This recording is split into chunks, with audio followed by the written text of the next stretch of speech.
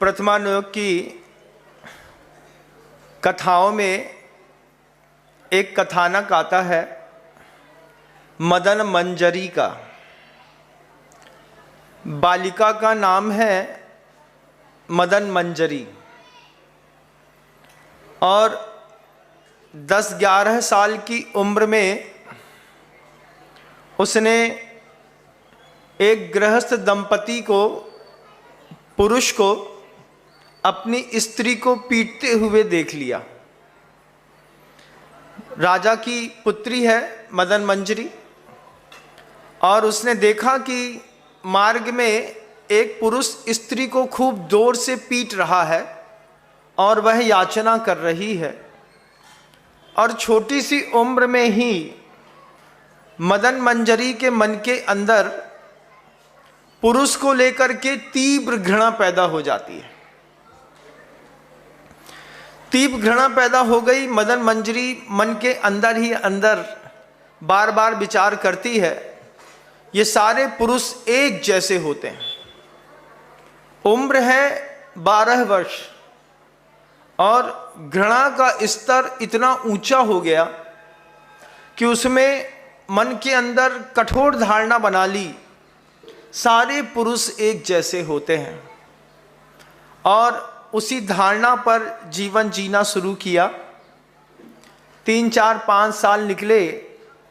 17-18 साल की उम्र में आने पर जब कौमार्य फूटा तो अपने राजभवन के झरोखे पर खड़ी होकर के मार्ग को देख रही थी तो मार्ग में एक ठेला में कुछ सामान बेचते हुए वणिक पुत्र के ऊपर उसकी दृष्टि चली गई। दोनों का आपस में एक दूसरे को देखना हुआ। यह मदन मंजरी 17 वर्ष की और वह जिस युवक के ऊपर दृष्टि गई वह 19 वर्ष का।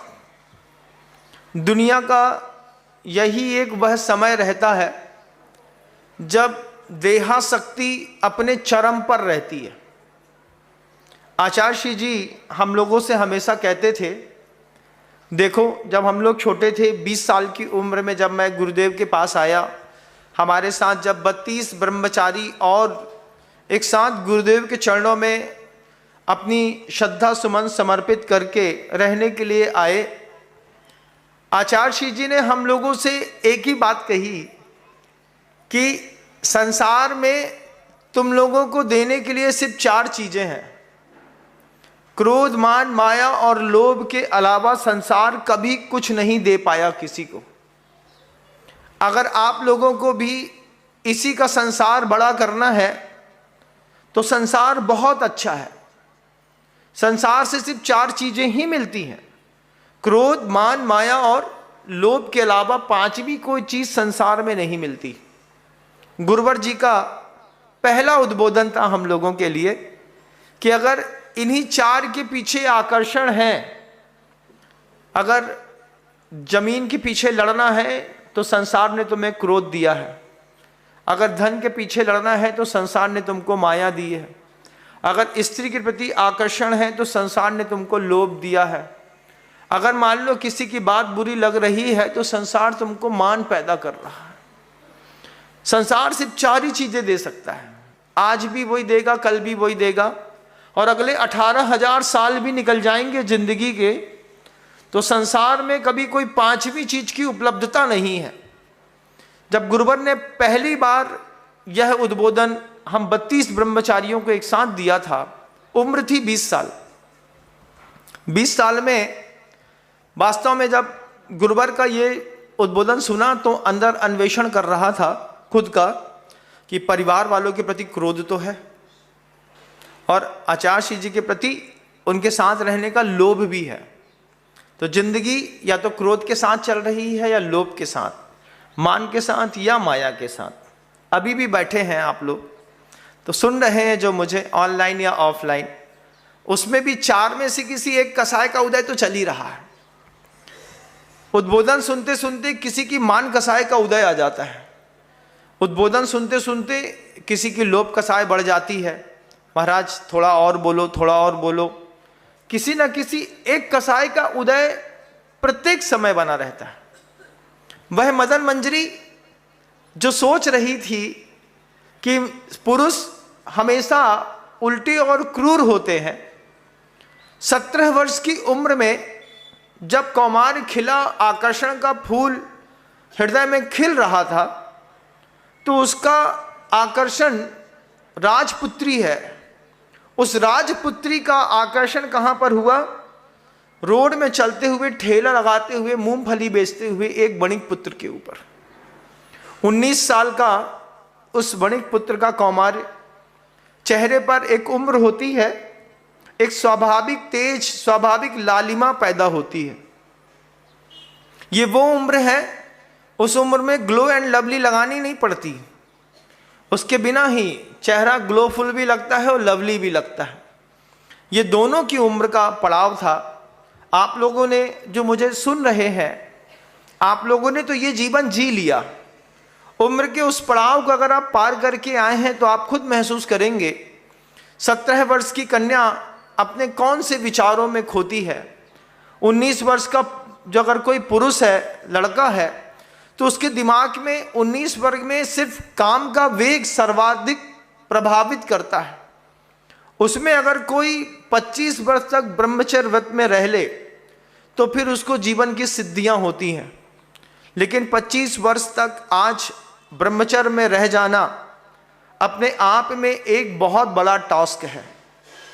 वे लोग जो गुरुकुलों में रहते हैं, वे लोग जो आश्रमों में रह कर के पढ़ाई विद्या अध्ययन करते हैं, उनके ब्रह्मचर्य व्रत को सुरक्षित रखने के लिए तो माहौल मिलता है, लेकिन घर में रह कर के 25 वर्ष तक शुद्ध ब्रह्मचर्य व्रत में रह जाना बहुत कठिन होता है।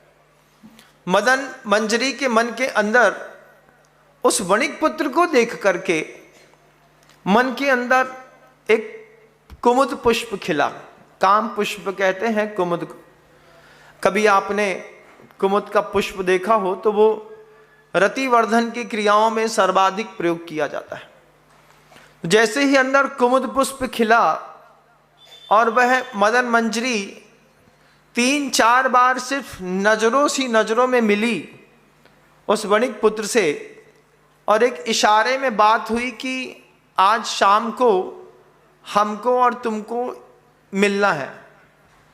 वह वणिक पुत्र सोचता है वो रहने वाली महलों की और हम ठेला चलाने वाले, लेकिन बुला रही है, बुलाती है लेकिन जाने का नहीं, लेकिन वो बुला रही है।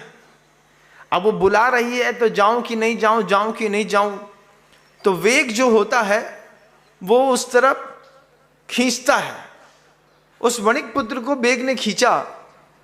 वह मदन मंजरी सोचती है आज घर के जो भी परिवार के सदस्य हैं, इनको गुरु पूजा के निमित्त से दूसरे देश में जाना है, पिताजी वगैरह सब वहां जाएंगे, लेकिन मैं बहाना लगा करके रुक जाऊंगी। सब अच्छे से तैयार हो रहे थे, तैयार हो गए, चलने का समय आया और उसी समय एक छोटा सा बहाना पेट दर्द का मदन मंजरी ने निकाल दिया। कथानक सुनने के वक्त ये मत सोचिएगा कि कथानक का आनंद लेना है, ये सोचिएगा कि इस उम्र की घटना हमारे घर में भी इसी तरीके से घट रही है। जब तक आप कथानक को अपने व्यक्तिगत पारिवारिक जीवन से जोड़ करके नहीं देखते हैं, तब तक आप कथानक की सार्थकता को सिद्ध नहीं कर सकते। मदन मंजरी ने शाम के समय जैसे ही निकलने का समय हुआ, माता पिता इत्यादिकों का, परिजनों का, उसने बहुत ज़्यादा पेट दर्द का एक बहाना लेकर के और अपने कक्ष में जाकर के रुक गई। और वहाँ पर भी उनकी जो दासियाँ थीं, उन दासियों में भी कुछ खास दासियाँ थीं। उस उम्र में जो मित्र बनता है, उस मित्र को अपने मित्र के चरित्र के बारे में सब पता होता है। मदन मंजरी ने अपनी 3 विशेष सखियों को बता दिया कि मुझे पेट वेट में दर्द वर्द कुछ नहीं है, क्योंकि जैसे ही आप बोलेंगे पेट में दर्द है तो सामने वाला कहेगा अजवाइन का काढ़ा ले लो। अब ज़बरदस्ती अजवाइन का काढ़ा पी लो, फिर चिरायता का पी लो, फिर ये कर लो, फिर शाम को खिचड़ी मिलेगी, मखाना मिलेगा, खाने नहीं मिलेगा। तो जैसे ही शरीर को संयम में करना होता है, वैसे ही मदन मंजरी ने अपनी तीनों विशेष सखियों से कह दिया। ये सखियां छोटी उम्र में सबसे बड़ी घोटालेबाज होती हैं। इस बात को माँ और पिता को इस बात की जानकारी इसलिए होना चाहिए, जब आपके बच्चों का, लड़के का या लड़की का कौमार्य बढ़ रहा हो, जिस समय उनका शरीर विकसित हो रहा हो और मानसिकता छोटी हो, अबोधपना हो, उस वक्त माता पिता का पहला कर्तव्य बनता है कि अपने पुत्र या पुत्री के मित्रों के ऊपर दृष्टिपात करें। कौन से कुल का है, कहाँ उठता है, कहाँ बैठता है, किसके साथ जाता है, किसके साथ घूमता है, माता पिता को इसकी जानकारी होना चाहिए। बेटियों में तो इतना रहस्यमय जीवन है बंधुओं कि 4 बेटियां अगर एक साथ जा रही हैं तो 4 की 4 बेटियों को एक दूसरे के बारे में सब पता है। हम नहीं जा पा रहे हैं, ये हमारी चिट्ठी तुम पहुंचा देना, वो चुपचाप बैग में रखेगी, लेकर के पहुंचा करके उसको दे देगी, ये तुम्हारी कॉपी पकड़ो। सब एक दूसरे को पता रहता है, अंदर ही अंदर सारे रहस्य एक दूसरे के जानते हैं और इतना छिपाते हैं, लेकिन एक ना एक दिन तो छप करके सामने आता ही है। जब आता है तब पता चलता है। आप लोग इतने सारे घटनाएं क्रम को आप पेपर में देखते हैं, सीरियल्स में देखते हैं, क्राइम थ्रिलर सीरियल्स जो आपके सामने चलते हैं, उसमें इन सब चीज़ों को दिखाया जाता है, लेकिन आप अपने घर के परिवार के सदस्यों को भूल जाते हैं। आपके घर के अंदर बेटी है 14 साल की, 15 साल की, उसके ऊपर विशेष ध्यान अगर इसी उम्र में नहीं दिया, इसी उम्र में वो स्वतंत्रता चाहती है और इसी उम्र में आप अत्यधिक व्यस्त रहते हैं अपने परिवार में, उठापटक में, पैसा कमाने में, दूसरी चीज़ों में, उनको मौका मिलता है मदन मंजरी के जैसा। वो पुत्री आपकी है जिसका नाम है मदन मंजरी। नाम देखिए क्या है उसका, मदन मंजरी। वह काम को, वेग को बढ़ाने वाली मंजरी जिसका नाम है। पुत्र भी हो सकता है और पुत्रियां भी हो सकती हैं।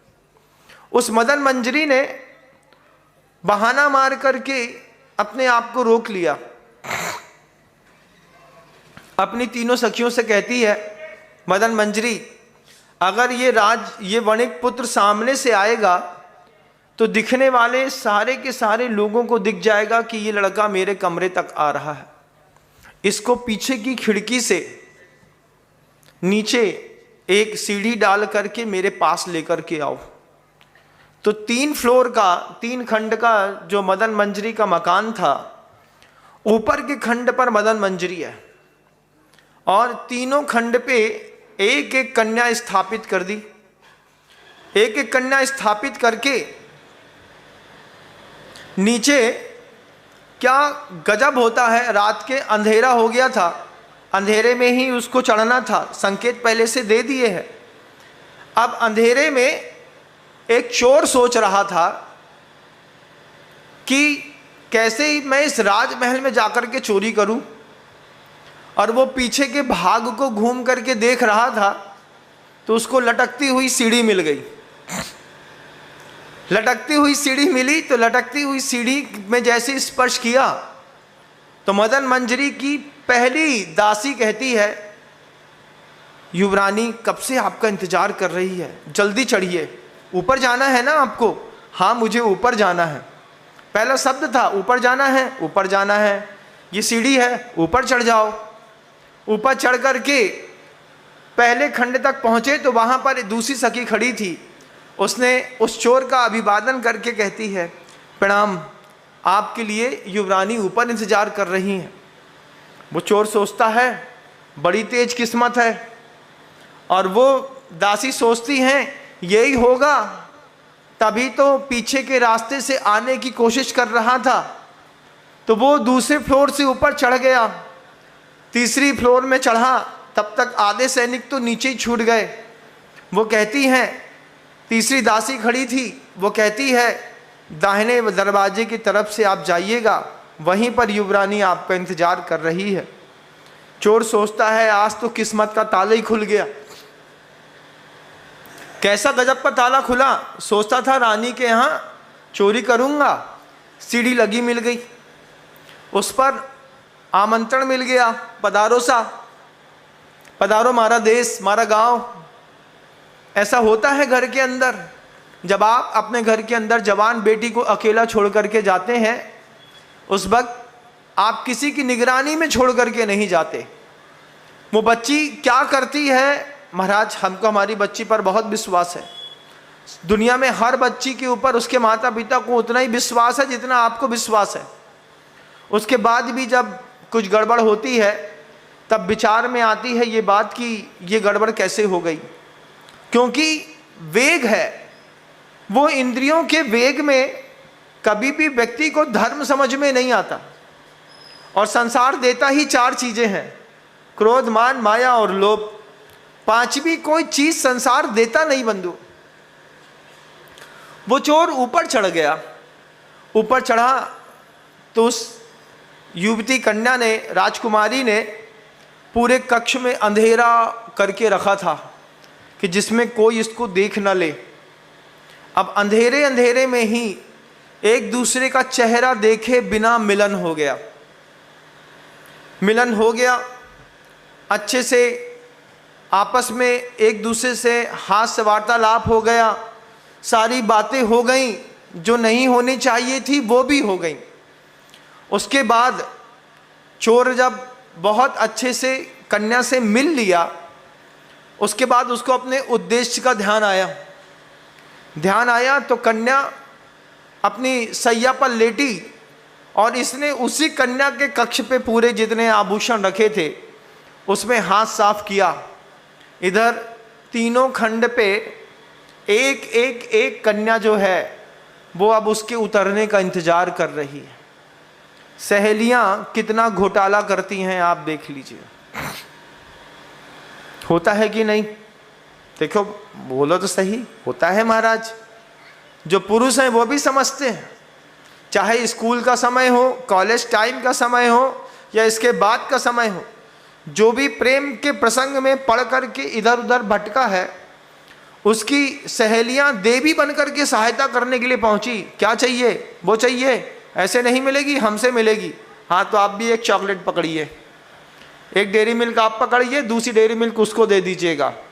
हाँ ये ठीक है, एक डेयरी मिल्क हमारी, एक डेयरी मिल्क उसकी। किसी का क्या जाता है, उम्र ऐसी, उस उम्र में वेग ऐसा, उस वेग के कारण होने वाली मनःवृत्तियां ऐसी। मदन मंजरी 11-12 साल की उम्र में सोच रही थी कि पुरुष सबसे ज़्यादा क्रूर और दुष्ट होते हैं। आज वही मदन मंजरी एक पर पुरुष के संपर्क को प्राप्त हो गई, वो भी अपने ही कमरे में। टीवी सीरियल्स में जो दिखाया जाता है ये दो चीज़ों के लिए दिखाया जाता है, वैराग्य के लिए भी और राग के लिए भी। सीरियल्स में जो सीरियल बनते हैं, आपके सामने आते हैं, आपके सामने कोई भी दृश्य उपस्थित किया जाता है, उससे आप अच्छा भी सीख सकते हैं और बुरा भी। वह चीज़ आपके शुभ में भी निमित्त बनती है और अशुभ में भी, लेकिन आप सबके अशुभ में ही निमित्त बनती है। उस सीरियल को देख करके कभी आप ऐसा नहीं सोचते कि ये सीरियल अगर हमारे घर के अंदर घट गया तो क्या होगा। हमको घर के लोगों पे खूब विश्वास है, तो आचार्य श्री कहते हैं इस बात को, विश्वासघात वहीं पर होता है जहाँ पर विश्वास होता है। बिना विश्वास के विश्वासघात कभी नहीं हुआ, और विश्वासघात घर में ही हुआ।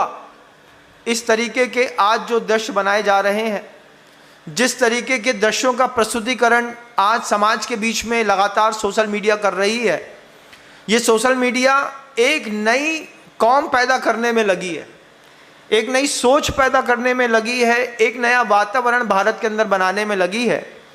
और दर्शनार्थी जितना भी उसका दृश्य का लाभ लेते हैं, उनकी विचारधाराओं में धीरे धीरे करके जो परिवर्तन आता है, फिर आप हर चीज़ को स्वीकार कर लेते हैं। एक ज़माना था, गांव में अगर कोई बच्ची अदर कास्ट में किसी लड़के के साथ भाग जाए तो गांव में चर्चा का विषय बनता था। किस बात का? फलाने की लड़की फलाने के साथ भग गई होता था। अरेंज मैरिज नहीं होती थी, आज अरेंज मैरिज हो रही है। आपको किसी और विधर्मी का लड़का पसंद आ गया है, बाकायदा कार्ड छपता है, बाकायदा आपको निमंत्रण पत्र भेजा जाता है, आप जाते हैं, बाकायदा उसके घर के अंदर रिसेप्शन खा कर के आते हैं, और क्या उदाहरण देते हैं, अरे अब जमाना ही ऐसा है महाराज, ये सब तो एडजस्ट करना पड़ेगा। बार बार गुरुदेव इस बात को कहते हैं, पाप कोई भी हो, किसी भी पाप को अगर सामाजिक स्वीकृति मिल जाती है, फिर वो पाप पाप नहीं रहता, फिर वो सामान्य प्रचलन की चीजों में आ जाता है। बेटियां सिगरेट नहीं पीती थी, लेकिन टीवी सीरियल्स के कारण सिगरेट को बेटियों के मुख में आने में सामाजिक स्वीकृति मिल गई। पुलिस अफसर की महिलाएं कभी भी उल्टे सीधे काम नहीं करती थी, लेकिन सीरियल्स ने सिखाया सामाजिक स्वीकृति। सीरियल्स क्या करता है, सीरियल्स आपके किसी भी संबंध में नई सामाजिक स्वीकृतियां पैदा करता है। जब वो गाना बनाया जाता है, बनाने वालों की क्या मानसिकता रहती होगी, कभी आपने कल्पना करी है? एक गीतकार है, वो गीत बना रहा है, कुछ ऐसा कर कमाल मैं तेरा हो जाऊं, किसी और का हूं फिलहाल मैं तेरा हो जाऊं। उसने गीत बनाया है, पिक्चर के अकॉर्डिंग बनाया है, लेकिन दृश्य को देख करके आपने क्या सीखा है? आपने भी ये सीखा है ना कि ऐसा भी किया जा सकता है। तो सिर्फ आपने सीखा है, पुरुष ने ही सीखा है, महिला ने भी सीखा है, महिला भर ने सीखा है? नहीं, पुरुष ने भी सीखा है। और दोनों ने जब उस चीज को, पिक्चर को एक साथ, हस्बैंड वाइफ ने दोनों ने बैठ के पिक्चर देखी होगी ना। कबीर सिंह मूवी आप दोनों ने बैठ के देखी होगी, सैयारा अभी आपकी जो नई आई है वो भी अभी आपने बैठ के देखी होगी, नहीं तो देख रहे होंगे। पति खुद अपनी पत्नी से कहता चलो ट्रेंडिंग की फिल्म चल रही है, उसको देख करके आते हैं। अब वो सैयारा देख करके आ गए, अब दोनों रो रहे हैं, अब दोनों रो रहे हैं और एक दूसरे को देख रहे हैं। क्यों? तुम रो रही हो मतलब तुम्हारा कुछ था, तुम भी तो रो रहे हो, तुम्हारा भी कुछ रहा होगा। हमारा तो बचपन में था, चौथी क्लास में, तुम्हारा कौन सी क्लास में था? वो कहती है फर्स्ट ईयर में था। हो गया, सैयारा देख करके निकले और सीधे कोर्ट पहुंच गए, डिवोर्स फाइल करो। क्यों? ये सैयारा देख करके रो रही थी, निश्चित इसके अंदर था। हाँ था, कितना था? 1 की 2 की 3 नहीं, चौथे वाले से सही में था। अब जैसे इतना पता चल जाए पति पत्नी को, दोनों को एक दूसरे के बारे में, सैयारा ने तो घर के अंदर तलवार खड़ी कर दी। लेकिन आप देखते हैं, सिर्फ आनंद लेते हैं ऐसा नहीं, उस भावनाओं में बहने की मनुष्य को आदत है, मनुष्य को आदत है। उसको किसी भी भावनाओं में बहाने की कोशिश करता है कोई व्यक्ति, वो उस भाव में बह जाता है। देशभक्ति की मूवी देखते हो तो खून खौल जाता है, हम भी हथियार उठाएंगे, हम भी देशभक्ति करेंगे।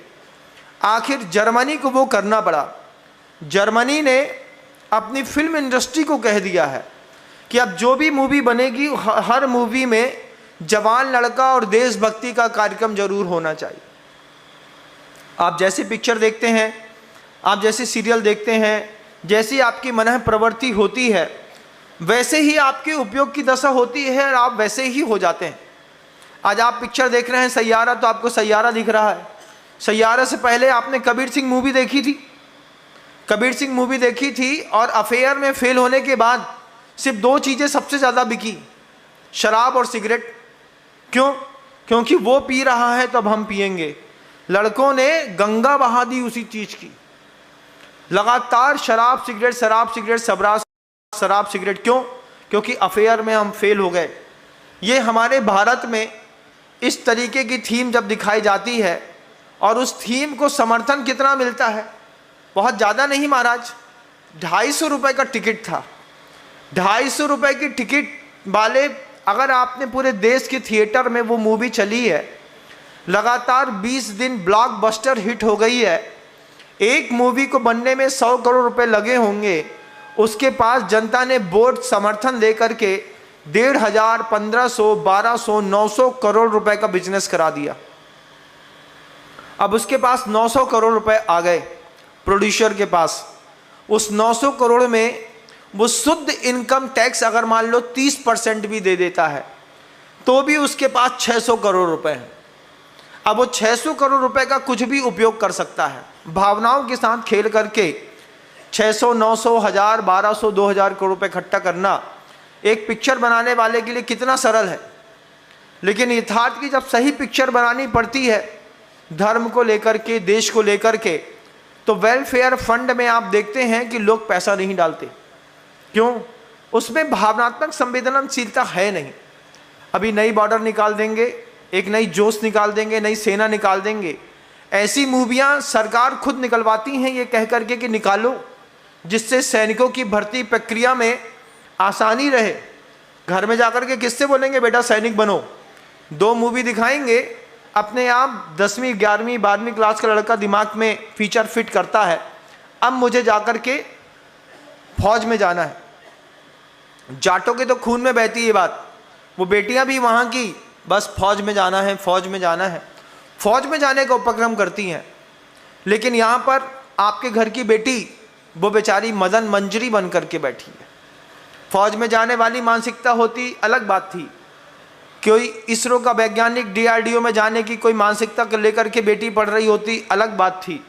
लेकिन बेटी तो मदन मंजरी बन करके बैठी है और उस मदन मंजरी की 3-4 सहेलियां बिल्कुल तय हैं। अगर आपको लगे कि बेटियां आने जाने में टाइम पंक्चुअल है तो फिर आप समझिएगा कि कुछ गड़बड़ जरूर है। क्यों? कॉलेज से जाने के टाइम पे तो बिल्कुल प्रॉपर जाती हैं, लौटते के टाइम पे रोज 1 घंटा, पौन घंटा, आधा घंटा late, 20 minute late, 30 minute late. जबकि समझदार व्यक्ति तो 5 मिनट पहले ही मूवी छोड़ देता है। फंसे हुए लोग रोते रहते हैं। उस मदन मंजरी का उस चोर के साथ संबंध बना। चोर ने पहले मदन मंजरी के साथ संबंध बनाया। संबंध बनाने के बाद घर का पूरा, उस कक्ष का पूरा माल लूटा। लूट करके बड़ी सहजता में जैसे चढ़ा था वैसे ही नीचे उतर रहा था। पहले फ्लोर पर फिर एक दासी मिली। दासी ने उस चोर के हाथ में बहुत बड़ा थैला, गांठ देखी तो दासी सोचती है युवरानी ने इनको उपहार दिया होगा क्योंकि इनकी स्थिति अच्छी नहीं है। उपहार दिया होगा इसलिए ले जाइए, ले जाइए। वो ले जाइए, ले जाइए में ले जाइए हो गया। नीचे उतरी, वो भी सोचती है कि ऊपर से जब ऊपर वाली ने नहीं टोका और ऊपर वाली ने दिया होगा। कितना भ्रम रहता है घर के अंदर। घर के अंदर पूछना भूल जाते हैं ना कई बार, भैया कौन हो, कहाँ से आए। बड़े लोगों को पूछने की आदत बनी रहती है। किसी लोगों का सेठों की हवेलियाँ रहती हैं, कोई अपरिचित व्यक्ति मान लो मिल जाए। अब अपरिचित व्यक्ति इतनी दिलेरी के साथ घर के अंदर घूम रहा है तो कोई ना कोई आया होगा, देखते हुए निकल गए। पूछो तो सही क्या चाहिए, कौन हो, घर के अंदर कैसे घुसे। और घर वालों को भी मर्यादा बता के रखनी पड़ती थी पहले तो, आज नहीं है। आज क्या होता है, आपकी सहेली है, वो सहेली अगर मान लो घर के अंदर किसी सहेली के यहाँ गई है तो सीधे उसको छूट है बच्ची के कमरे तक जाने की। पहले माता पिता डाइनिंग हॉल में पढ़ने के लिए कहते थे, यहीं बैठ के पढ़ो तुम लोग सब कोई, खुले में पढ़ो। अब बंद में पढ़ाई होती है। पढ़ाई नहीं होती बंद में, गढ़ाई होती है। जब आपकी बच्ची लगे कि 6 घंटे तक लगातार किताब पे घुसी है तो इतनी तो टॉलरिंग कैपेसिटी नहीं है बच्चे की कि वो सह लेगा 6 घंटे तक किताब। आधा घंटे पढ़ लिया, पौन घंटे पढ़ लिया, पीरियड समाप्त। इसके बाद उसको मेंटल फ्रस्ट्रेशन को रिलीज करने के लिए कुछ चाहिए। तो कुछ लोग 5 मिनट उठते हैं, वॉशरूम जाते हैं, कोई चाय पीते हैं, कोई 5 मिनट के लिए गाना सुनते हैं। लेकिन आपका बच्चा तो बड़ा होशियार है, वाह भाई 3 घंटे से लगातार पढ़ ही रहा है, यूपीएससी निकाल के रहेगा इस बार। हाँ बिल्कुल, यूपीएससी निकालने के लिए लड़का 18 घंटे पढ़ रहा था। अब पता चला कि ठुस साहब कुछ ना निकले, 250 नंबर लेकर के आए। महाराज हमारा लड़का बहुत मेहनत करता है, सही जगह मेहनत कर रहा होता तो 2 बार में यूपीएससी निकाल लिया होता। पहली बार में अनुभव मिलता है और दूसरी बार में मेहनत रंग ले आती है और लड़के पार हो जाते हैं। लेकिन 6 घंटे 7 घंटे 9 घंटे तक लगातार कोई नहीं पढ़ पाता। वो चोर मदन मंजरी के साथ भोग भोग करके पूरी संपत्ति लूट करके नीचे उतरा। नीचे सबसे ग्राउंड फ्लोर में जो दासी खड़ी थी उसने दरवाजा खोल करके बाहर निकलने का रास्ता बता दिया। चोर अंधेरे में रास्ता टटोलते हुए अपने घर पहुंच गया। मदन मंजरी को पता तक नहीं है किसके साथ संबंध बना है। और वो वणिक पुत्र जिसके कारण मदन मंजरी आसक्त थी, वो सोचता है ये जो मार्ग है, इस मार्ग में तो लोग मुझे पहचानते हैं, रात में जाऊंगा तो लोग सोचेंगे कि ये कहाँ जा रहा है, कोई पूछ सकता है, लोगों की जानकारी में हो सकता है। तो वो घूम करके गांव के दूसरे रास्ते के मार्ग से होते होते आ रहा था। तो एक बनिया का घर था, दीवार बड़ी कच्ची थी। वो बार बार सोच रहा था, वणिक पुत्र इसकी दीवार बहुत कच्ची है, गिर जाएगी तो कोई मर जाएगा। इसी की आड़ में खड़े होकर के हम एक बार मदन मंजरी के उस महल को देख ले कि यहाँ से कोई रास्ता है कि नहीं। और वही हुआ। वो वणिक पुत्र जिससे मिलना था, वो हिलती हुई दीवार के पीछे खड़े होकर के थोड़ी सी 5 मिनट की प्रतीक्षा क्या कर रहा था। 5 मिनट की प्रतीक्षा में वो दीवार कर्मोदय में उसके सिर पे गिर गई। वो वहीं पे चपट करके मर गया। अब मर गया तो मरते वक्त मन के अंदर एक लालसा थी, मदन मंजरी।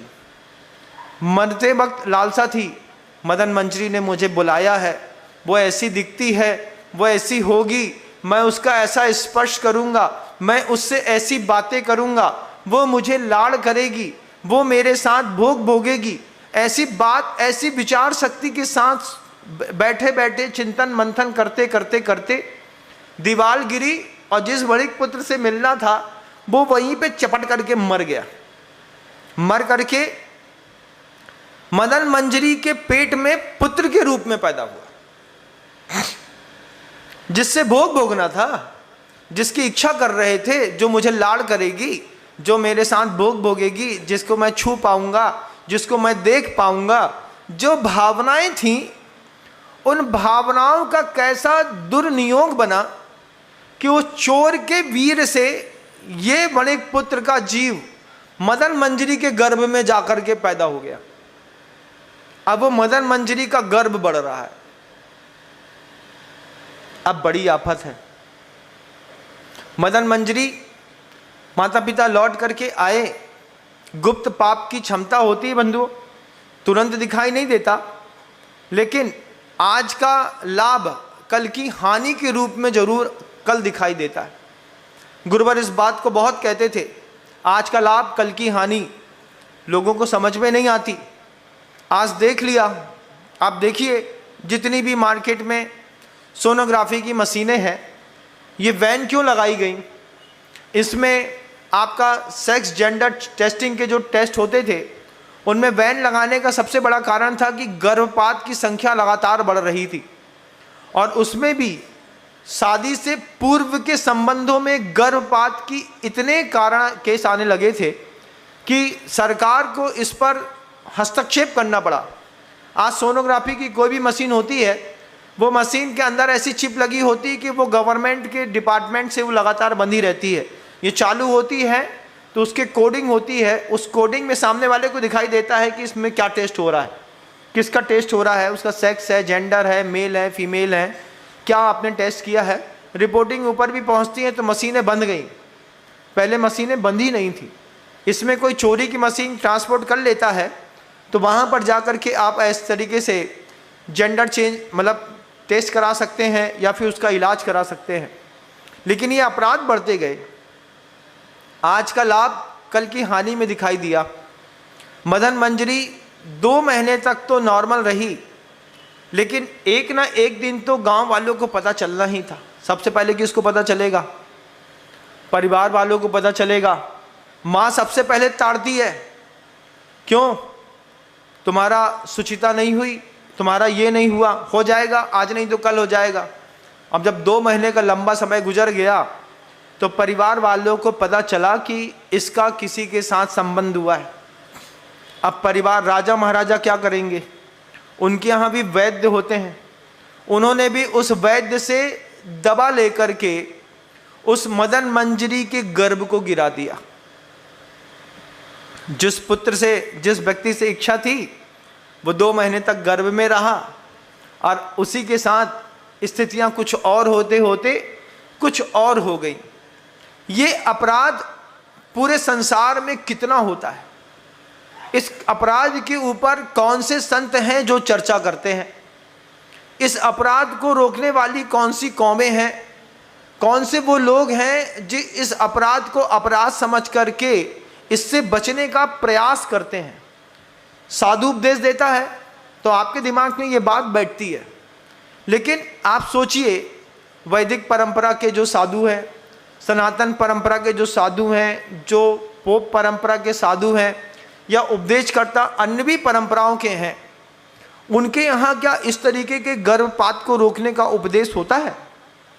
क्या आपको लगता है कि साधु इतना कंट्रोल करता होगा? दूसरी परंपराओं में कथावाचकों को सिर्फ कथावाचक के पैसे से मतलब रह जाता है। कथा सुना दी, हमारी वाचना हो गई, हमारी राशि, हमारी दान दक्षिणा दीजिए, बाकी जो हो रहा है तो होने दीजिए। इसका दुष्प्रभाव आप जब आरटीआई की जानकारी लेंगे शासन से कि इस देश में प्रतिवर्ष कितने गर्भपात होते हैं, लीगल और इल्लीगल, जब आप जानकारी लगाइए, बैठे बैठे वीडियो गेम मत खेलिए, बैठे बैठे शासन से पूछिए, बताइए क्या दस्तावेज हैं, क्या एविडेंस है आपके पास, कितनी सारे इल्लीगल आपके यहाँ गर्भपात हुआ है, कितना लीगल अबॉर्ट हुआ है, तब आपको पता चलेगा कि संख्या कितनी ज़्यादा बढ़ती चली जा रही है। और यही हिंसा का माहौल है जिसको रोकने के लिए साधु संत अपने स्तर पर प्रयास करते हैं। वह मदन मंजरी की कहानी सिर्फ कहानी नहीं है, हमारे आपके घर में घटती है ये बात। जवान बेटियों को सुरक्षा देने के लिए माता पिता, जवान बेटियों को सुरक्षा की बात तो आती है, बेटे को खुला छोड़ दिया जाता है, अरे जो का कर है। अगर बेटे सुरक्षित हैं तो बहनें सुरक्षित हैं। रक्षाबंधन का दिन निकला है, गुरुजी ने नेवावर में जब रक्षाबंधन मना रहे थे तो मंच पर बड़ी बात कह दी थी। गुरुजी ने कह दिया था, हम बहन को बहन तो मानते हैं लेकिन सिर्फ अपनी बहन को बहन मानते हैं। आचार्य सिंह जी ने जब ये बात कही थी तो लोग मैं खुद पलट करके गुरुजी को देखने लगा था। आचार्य सिंह जी ने कहा कि लोग बहन को बहन तो मानते हैं लेकिन सिर्फ अपनी बहन को बहन मानते हैं, और जब तक हम सिर्फ अपनों के लिए अच्छे रहेंगे तब तक हम इस दुनिया में बहुत बुरे रहेंगे, क्योंकि हम सिर्फ अपनों के लिए अच्छे हैं। हमारी बहन बहन है, दूसरे की बहन बहन नहीं है। लड़कों को इस बात की शिक्षा दी जाती थी पहले, तुम किसी की बहन के साथ गलत करोगे तो कोई तुम्हारी बहन के साथ भी गलत कर सकता है, क्योंकि तुम्हारे घर के अंदर भी बहन है। तो जब सरस्वती शिशु मंदिर में, भारतीय बाल विद्या निकेतनों में पढ़ने वाले जो विद्यार्थी रहते थे, उनको शुरू से भैया बहन भैया बहन भैया बहन शब्द दिया जाता था। ये भैया ये बहन, ये भैया ये बहन। तो ये भैया बहन के शब्द की बार बार दिमाग में जाते थे तो उसकी कीमत बढ़ती थी। मैडम को मैडम और मिस नहीं कह सकते, उनको दीदी कहना पड़ता था। दीदी जी, आचार्य जी, ये शब्दों से शब्द का ये प्रभाव पड़ता था कि देखने की दृष्टि, विजन बदल जाता था। आज मिस का विजन अलग हो गया है, वो मिस है, उसको मैडम कह सकते हैं, आप उसको मिस कह सकते हैं, लेकिन आप उसको दीदी नहीं कह सकते। वहाँ पर सरस्वती शिशु मंदिरों में, भारतीय विद्या निकेतनों में जाएंगे, वो दीदी बोलते हैं। बच्चा आपके घर के अंदर भी बड़ा हो रहा है साहब, प्रवचन को थोड़ा गौर से सुनिएगा और अपने बच्चे के साथ इम्प्लीमेंट करिए। सोचिए, हमारी भी 70 साल की बच्ची पढ़ने के लिए जाती है, कहाँ पर जाती है, कैसे जाती है, कब आती है, क्या पढ़ती है, कैसे लोग हैं। अचानक जाकर के एक बार देखो तो सही, अचानक जाकर के देखेंगे तो भौचक्के रह जाएंगे। एकदम से जाकर के जाएंगे, कोई भी माता पिता जाकर के देखेगा कि मेरी बेटी है, मैं कोचिंग में देख के आता हूँ कहाँ पढ़ती है, क्या करती है, तब आपको समझेगा कि बच्चे ने भी एक्सपेक्ट नहीं किया होगा कि हमारे पापा हमको देखने चले आएंगे।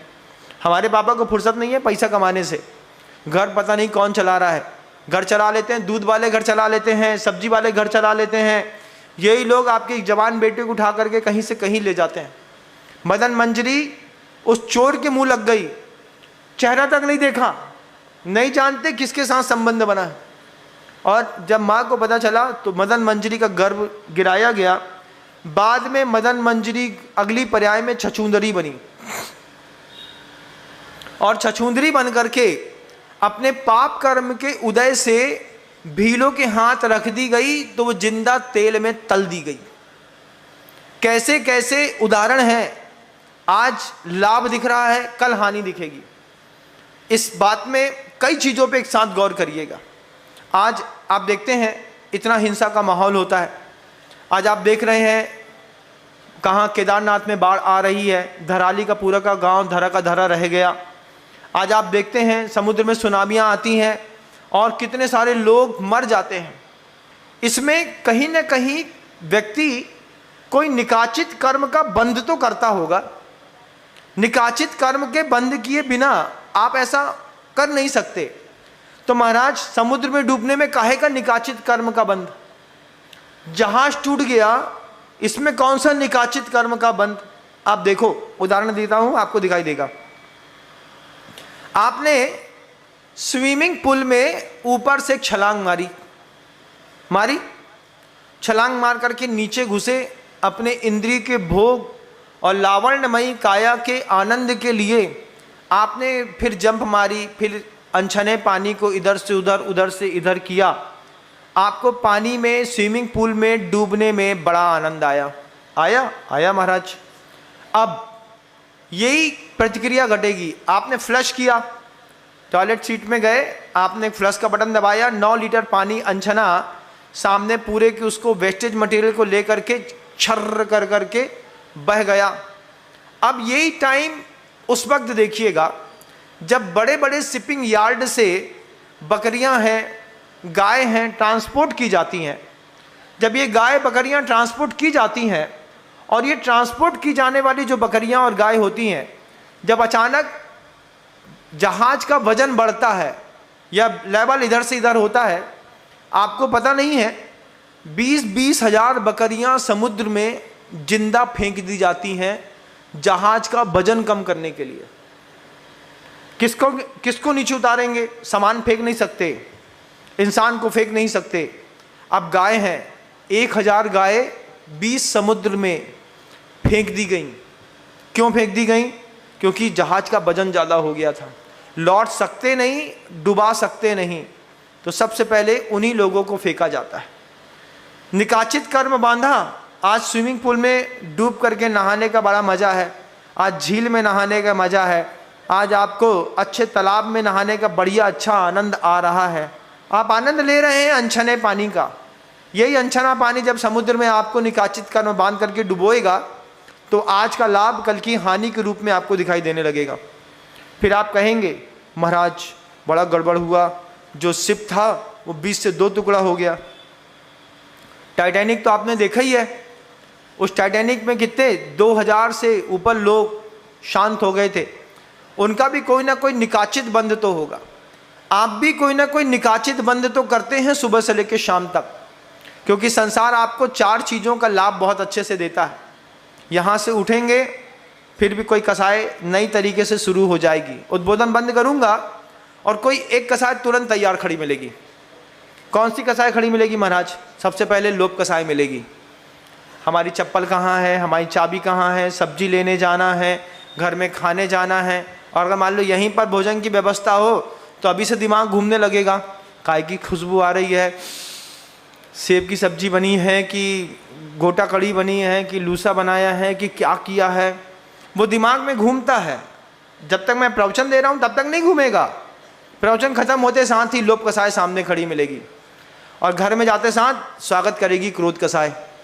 जब पता चले घर के अंदर घुसो ये सोच करके कि पूरा खाना बन गया होगा, मैं बैठूंगा और भोजन करूंगा, और घर के अंदर घुसे तो पता चला चौके में कोई दिख ही नहीं रहा है, ना गर्म कोई सामान दिख रहा है, ना गैस जली मिल रही है, ना आटा लगा मिल रहा है।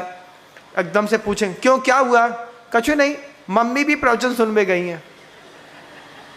हम प्रवचन सुनने गए थे तो अच्छी बात थी, मम्मी भी प्रवचन सुनने गई। अब जब मम्मी लौट के आएगी, फिर जब वो खाना बनाएगी, तब जाकर के खाना खाएंगे, भोजन करेंगे आप, तब उतने समय तक कौन सी कसाय आपका स्वागत करेगी? गुस्सा आती ना, क्रोध आ गया, ओहो, लोभ के साथ उठे थे, घर पहुंचते पहुंचते तक क्रोध आ गया। अब माँ पीछे से तुम्हारे बाद माँ आई 10 मिनट बाद, हाँ बेटा बस हम बना रहे 5 मिनट बस साड़ी बदल रहे फिर हम बना रहे। माँ का साड़ी बदलना दूभर, उसने जैसे ही लगाया ये किया वो किया, तब तक तो 2-4 गिलास पटक दी जाती हैं, फ्रिज का दरवाज़ा एक बार भक्क से बंद कर दिया जाता है। होता है ना ऐसा? ये कौन करता है? बच्चे करते हैं, बड़े भी कर देते हैं कई बार। अब उसने कुछ नहीं है, कुछ तो दो खाने के लिए। हाँ बेटा बस 5 मिनट में हम सबसे पहले तुम्हारे लिए पोहा बघाड़ देते हैं। पोहा खाने का टाइम है क्या? 11 बज गए, सोचे थे दाल चावल मिलेगा, नहीं बेटा अच्छा तुम चूड़ा खा लो थोड़ा सा। 5-10 मिनट के लिए सोया, अब इतने में उसकी तीसरी कसाई सामने उदय में आ जाएगी। क्यों? लो खाना बन गया, अब नहीं खाना तुम्हारा खाना, जब चाहिए तब तो मिला नहीं। मान कसाई उदय में आ गई, साहब गुस्सा है, खाना नहीं खाएंगे। अम्मा पुचकारेगी, खा ले बेटा और खा ले, अच्छे से खा ले। गलती हो गई ना मम्मी से, अब मम्मी कल से प्रवचन सुनने नहीं जाएगी, हम कल से टाइम से खाना बनाए। तुम रोज ऐसे ही करती हो हमारे साथ। लो भाई, लोभ से उठे, क्रोध का पल्ला बढ़ा, मान हो गया। अब मान कसाई के कारण भोजन की थाली छोड़ करके बाहर निकल गए। अब बिना भोजन खाए निकले तो क्या भूखे मरेंगे? अब मायाचारी सामने दिखाई देगी। बाजार में जाकर के 4 समोसे गंदे वाले खा लिए और घर में ऐसा मुंह उतार करके आ गए, अभी भी खाना नहीं खाया। तुमको लग रहा है हमारा सूरत दिख रही है तुमको, हमने खाना खाया है अभी? ऐसी बात करेंगे। पेट में 4 समोसे पड़े हैं आराम से, कोई दिक्कत नहीं है, लेकिन मुंह ऐसा बनाएंगे घर के अंदर। क्यों? अब क्या मायाचारी है संसार, आपको सिर्फ चार ही कसाई तो देता है। घर के अंदर खाना नहीं मिलेगा तो लड़का भूखा मरेगा क्या? बाहर जाते ही साथ डोसा खा लेगा, पहले एक डोसा मस्केगा, 2 इडली मस्केगा, सांभर बड़ा खाएगा, उसके बाद समझ में नहीं आएगा तो पड़ोसी घर में घुस जाएगा। अरे तो अपनी मम्मी से बोल 2 पराठा बनाए, मम्मी पराठा बनाओ। तो लड़के जो लोग होते हैं जवानी की उम्र में 2-4 घरों में संबंध बना के रखते हैं, अगर हमारी माँ नहीं मिलेगी तो हम कम से कम दूसरी की मम्मी का खाना खा लेंगे। घर में जैसे घुसेगा, अब चूंकि मायाचारी के साथ निकला था, तब वो मान के साथ निकला था तो मायाचारी के साथ प्रवेश करेगा। बिल्कुल ऐसा मुंह। अब वो सामने वाली माँ देख रही, हमारे मौला ने दिन भर से खाना नहीं खाओ, बेटा खाना खा ले, बेटा खाना खा ले, बेटा खाना खा ले।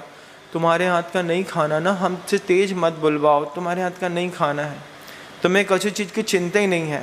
अब माँ का दिल बेचारे का बचनी है, अब अंदर सोच रहा है कैसे खा ले, अभी 4 समोसे खा करके आए हैं, अभी तुम्हारे हाथ का खाएंगे तो उल्टी हो जाएगी, और अगर अभी हमने थाली में हाथ धर भी दिया और तुम्हारे मर्जी खाना नहीं खाए तो तुम समझ जाओगी कुछ ना कुछ खा करके आए हैं। अब मुंह में अगर मान लो प्याज खा करके आए हैं तो मम्मी के सामने तक ना जाएंगे। क्यों? इतने में से मम्मी समझ जाएगी भाई मोड़ा बाहर से प्याज खा करके आया। तो ये क्रोध मान माया लोभ, क्रोध मान माया लोभ, ये 4 का इतना बड़ा खेल है। तुम पड़ोसी के साथ भी खेलते हो, घर वालों के साथ भी खेलते हो, किसके साथ खेलने में ज़्यादा मजा आता है बताइए? जिस व्यक्ति को आप नहीं पहचानते हैं उसके साथ ये 4 कसाई का खेल खेलने में ज़्यादा आनंद आता है कि जिसको पहचानते हैं उसके साथ। बोले महाराज घर वालों के साथ ज़्यादा खेल खेलने में मज़ा आता है। घर वाले क्रोध मान माया लोभ, क्रोध मान माया लोभ, ये चारों मिल जाएं तो हो जाए बंटा ढार, और घर का पूरे के पूरे घर का बंटा ढार होता है। जैसे मदन मंजरी ने अपने पूरे के पूरे जीवन का बंटा ढार यही मान माया और लोभ के चक्कर में कर लिया, ऐसे ही आपके परिवार के लोग भी हैं। आपके घर भी जवान बेटी है, आपके घर भी जवान लड़का है, आपके घर का भी जवान लड़का रात को 11, साढ़े 11, 12, पौने 12 बजे, 12:15, 1:30 बजे रात को घर के अंदर आ रहा है। क्या मंदिर में बैठ करके घंटा बजा रहा था तुम्हारा लड़का? बताओ मुझे। नहीं महाराज, मंदिर की पट्टी में बैठ करके जय सिया राम भैया, जय सिया राम चल रहा है क्या? कुछ नहीं चल रहा है, बिल्कुल तरीके से पट्टे फेंटे जा रहे हैं, तरीके से व्यसनों में लिप्त है। पिता सब समझता है लेकिन उसके बाद भी कुछ नहीं कहता। पिता क्या बोलता है? अरे यार हम समझते हैं यार, जवानी में लड़का यही करता है, थोड़ा सा कर लेने दो, उम्र है। यही उम्र के लड़के थोड़ा सा पाप के एक कदम आगे बढ़ जाएंगे तो जरा सी बात में 5, 7, 10 लाख रुपए निकल जाएगा। क्या हुआ? अरे और लड़का फंस गया। अब काहे में फंस गया बता नहीं सकते साहब, रात में 12 बजे काहे में फंसेगा? पुलिस उठा करके ले गई। अब निकलवाने में 2 IC को दो, IC को दो, चार्ली को दो, डेल्टा को दो, पुलिस वालों को पैसा खिलाओ, घर में ला करके खड़ा कर दो। ये साहब हैं हमारे 5 लाख रुपया बर्बाद करे हैं, तब जा करके बगल में बैठे। किसी से नहीं कह सकते। वक्त से पहले चेतना को जागृत करिएगा। बच्चे अगर ऐसा कर रहे हैं, बच्चे ऐसा सीख रहे हैं, बच्चे इस मोड़ पर हैं, तो कम से कम आप अपनी पुत्री को मदन मंजरी जैसा मत बनने दीजिए। आप अपने पुत्र को मदन वेग के जैसा भी मत बनने दीजिए। शुरुआती दौर पर कंट्रोल करेंगे। अष्टमी चतुर्दशी के नियमों का घर के अंदर पालन होगा। अगर घर के अंदर रसी का पालन होगा तो संयम की व्यवस्था भी थोड़ी थोड़ी ही सही लेकिन बरकरार रहेगी। अपना परिवार संभालिएगा। शब्दों को विराम देता हूँ। गुरुदेव श्री विद्यासागर जी महाराज। जय हो।